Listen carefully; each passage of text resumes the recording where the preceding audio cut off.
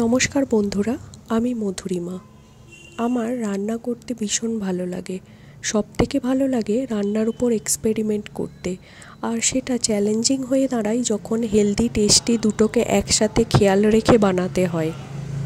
আজকে আমি কোনো রেসিপি নিয়ে আসিনি, তবে আমি বিরিয়ানির অনেকগুলো রেসিপি ডেসক্রিপশন বক্সে শেয়ার করে দেব।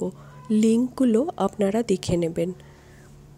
আমি এখানে নিয়ে এসেছি বিরিয়ানির সেই বিশেষ অংশটি যেটা সব শেষে প্রেজেন্ট করা হয়ে থাকে, সেটি হলো দম দেওয়া। আমি এখানে একটু অন্যভাবে বানানো দেখিয়েছি। এখানে আমি চিকেন বিরিয়ানির অংশ দেখিয়েছি। আপনারা এখানে ডেসক্রিপশন বক্সে লিঙ্কে ভেজ বিরিয়ানি, চিকেন বিরিয়ানি সব কিছুই পেয়ে যাবেন। তবে হ্যাঁ, যখন বিরিয়ানিটা অনেকটা পরিমাণে বানানো হবে তখন তো এইভাবে করা সম্ভব নয়, কিন্তু যখন অল্প করে বানাবেন তখন যদি এইভাবে বানান খুব মজা লাগবে। আপনারা এই পাতাটির মধ্যে পরিবেশনও করতে পারবেন। আমি এখানে কলা পাতা নিয়ে কলার পাতাটাকে প্রথমে সেঁকে নিয়েছি। তারপর বিরিয়ানি যে রাইস হয় সেটাকেও আমি আগে থেকে বানিয়ে নিয়েছিলাম। তার মধ্যে আমি গোলাপ জল আর কেওড়া জলটাও দিয়ে মিশিয়ে নিয়েছিলাম। আর চিকেনের মধ্যেও আমি গোলাপ জল, কেওড়া জল দিয়ে বানিয়েছিলাম, তাই আলাদা করে আর কিছুই দিলাম না।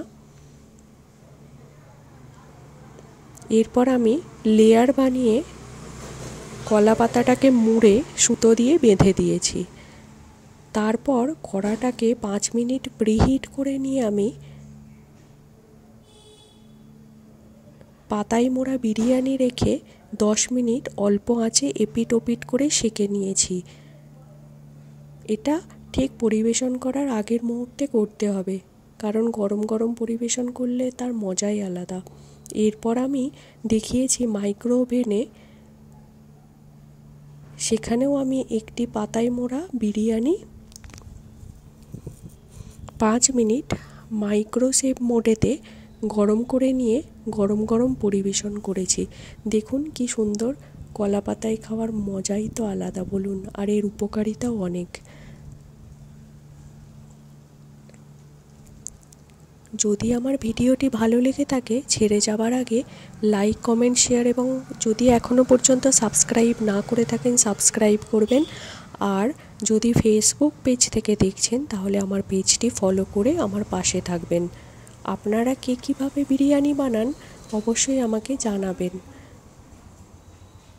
আমি কিন্তু খুব সহজ পদ্ধতিতে হেলদিভাবে বাড়িতে বিরিয়ানি বানাই, কিন্তু টেস্টের কোনো হেরফের হয় না। ধন্যবাদ।